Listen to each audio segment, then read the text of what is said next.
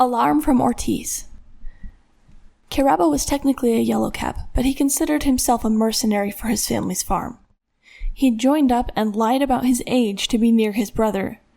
Caraba wasn't really 17, and he'd started to regret lying about his age after that run-in with Merc of the Guard. Caraba and his brother Grime had been called to defend one of Yellowcap's farms. It was being raided. One farm closer, their own home would be attacked. As he followed his brother down the road with his empty AR-15 flapping at his back, he shuddered. "Grime," he said. "Huh?" Grime said. "You have ammo, right?" "Course." Caraba felt his heart flop. He was pretty sure Grime was lying. The alarm came from a farm called Ortiz. It was almost dusk, and Caraba's squad was walking fast with tired legs trying to get there. Their diesel had run out a couple of miles ago. They crouched down just outside an old wheat field. They had to be careful what fields they harvested from, but Ortiz still did things the old way. Then Era gave them a signal, and everyone ran toward the barn, where they could hear the shooting come from. "Just stay out of sight," Grime told Caraba, so he hung far back. He had no ammo, so he couldn't do any good anyway. It was far enough that he was pretty sure no one could see him lurking in the grass around the fence post, but he could still see what was going on. The force showing up with guns and shouts was enough to scare off the intruders, so the Yellowcap scouts followed them down with angry shouts, with Caraba tailing them. The Yellowcaps shot off a few rounds, but it was weird that they seemed to be sparing the raiders. Suddenly the raiders fanned out into two directions. They were too evenly divided and grouped. The Yellowcaps slowed, but the raiders closed in on the front of them and suddenly unloaded on them, not just with guns, but with knives too. They jumped in and knifed everybody.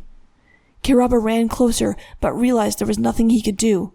He'd hoped that he could scare the raiders with an empty gun, pretending it was loaded. It occurred to him that that was exactly what the other scouts were thinking. Ammunition was scarce. Maybe the raiders were onto them.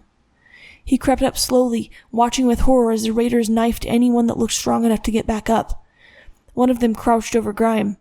Caraba jumped out of hiding, tearing up and waving his gun at them. "Get away! Get away! Please stop! We won't follow you!" he cried. He looked at the woman's face.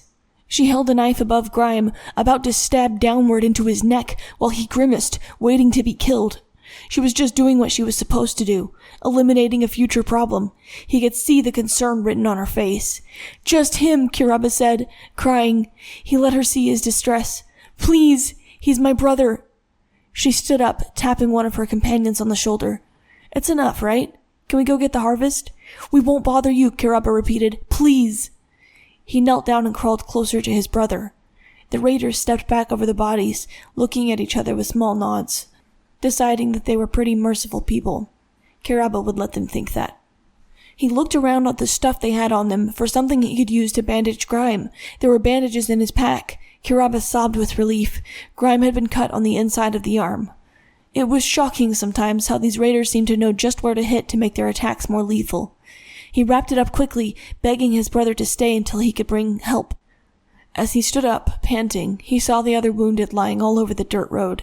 Distressed at the choice he had to make, he wrung his hands. Leave them and bring back help, or try to save them himself? He looked across the field. Raiders were already half done emptying the silos. This whole little battle had been a distraction. They were so ruthlessly efficient that it seemed like it would be impossible to actually curb their greed. And those silos were already full of most of Ortiz's crop that year. Caraba rushed off, letting the wind dry the tears off his face. He had to get help. As the town doctor ran up with some other adults, Caraba lagged behind, exhausted from the run.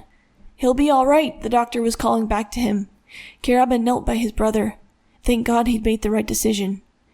"It doesn't hurt," Grime grunted, rubbing Caraba's tears off with a handful of Caraba's sweater. "Stop crying." Caraba smiled a little. This meant his brother was too injured to serve. Now Caraba could tell the Yellowcaps the truth. He was only 12, and the two of them could be safe at home with their family for a while. This was going to be a good winter.